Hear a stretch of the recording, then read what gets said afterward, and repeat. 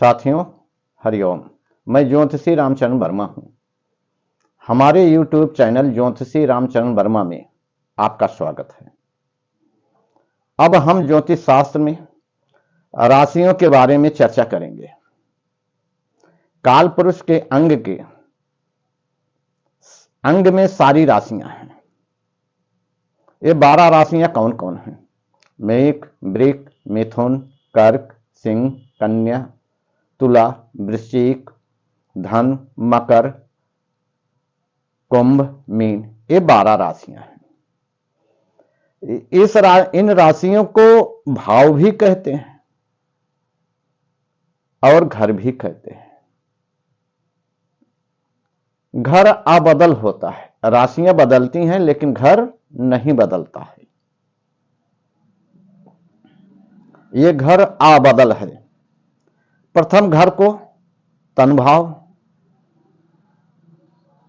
दूसरे भाव को धन भाव, तीसरे को सहज भाव, चौथे को सुख भाव, पांचवें को पुत्र भाव, छठवें को रिपु भाव, सातवें को पत्नी भाव, आठवें को मृत्यु भाव, नौवें को धर्म क्षेत्र, 10वें को कर्म क्षेत्र, 11वें को आमदनी का क्षेत्र, 12वें के व्यय भाव, खर्च भाव।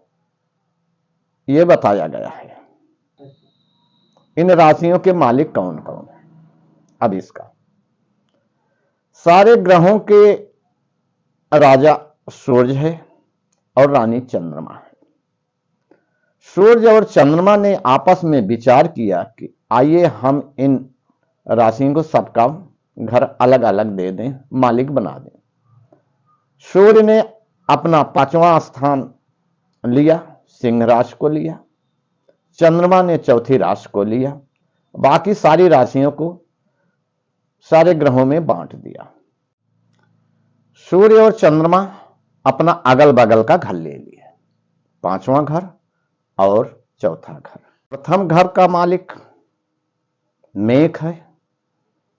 मेष का मालिक मंगल है और एक घर और है, वृश्चिक राशि का मालिक भी मंगल है। दूसरे भाव को और 7वें भाव को शुक्र को दिया है। तीसरे भाव को बुध और 6वें भाव को भी दिया है, बुध को।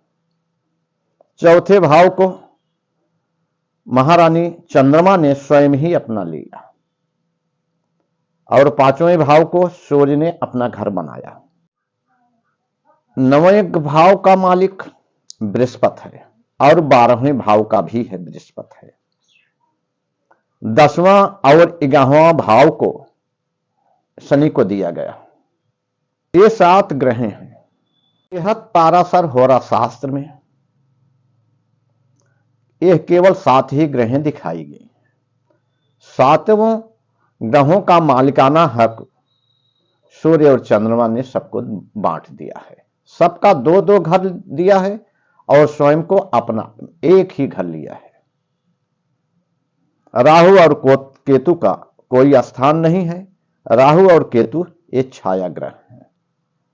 राहु का घर कन्या है, कन्या राशि है, और केतु का धनु राशि है। अब आइए प्रथम भाव पर, प्रथम राशि पर मेष। इसका मालिक मंगल है। यहां से शरीर के स्वभाव, रूप, रंग, चाल चलन आदि की व्याख्या की जाती है। दूसरे भाव से धन, संपत्ति, कुटुंब, परिवार, नेत्र आदि की व्याख्या की जाती है। तीसरा भाव सहज, पराक्रम का, नौकर चाकर का विवेचना किया जाता है।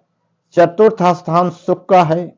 यहां माता का और सुख दुख, व्यापार, धन दौलत, खेती बाड़ी, पशु पक्षी तथा जगह जमीन का अवलोकन किया जाता है।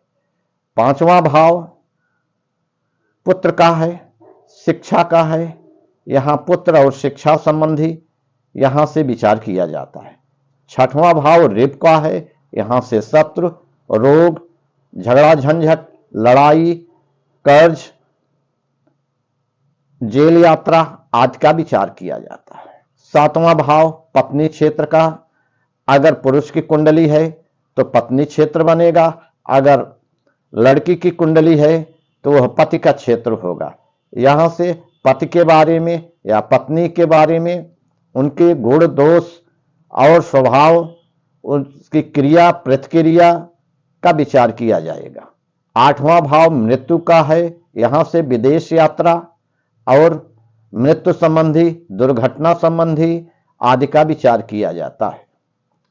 9वां भाव धर्म क्षेत्र है। धर्म क्षेत्र यहां के व्यक्ति का किस देवी देवता को मानता है, इसकी वृत्ति कैसी है, सद्वृत्ति है कि दुर्वृत्ति है आदि का विचार किया जाता है। 10वां क्षेत्र कर्म क्षेत्र है। व्यक्ति का कैसा कर्म क्षेत्र रहेगा और किस प्रकार का कर्म करेगा, क्या क्या करेगा, कैसे कैसे करेगा, उसके कर्म क्षेत्र के बारे में भी डिटेल दिया जाता है। 11वां भाव आमदनी का क्षेत्र है। व्यक्ति का आमदनी कैसे होगा, किस प्रकार के होगा, कितना होगा, कैसे कैसे होगा, आमदनी के बारे में विचार किया जाएगा। 12वां भाव खर्च का है। व्यक्ति अपने आमदनी को कैसे खर्च करेगा, किस मद में खर्च करेगा, सद्वृत्ति में करेगा, दुर्वृत्ति में करेगा आदि का विचार तथा शरीर का व्यय, इन्हें मृत्यु के बारे में विचार किया जाता है। बस आज इतना ही साथियों। हरिओम। आप हमारे YouTube चैनल को सब्सक्राइब करिए और लाइक करिए। धन्यवाद।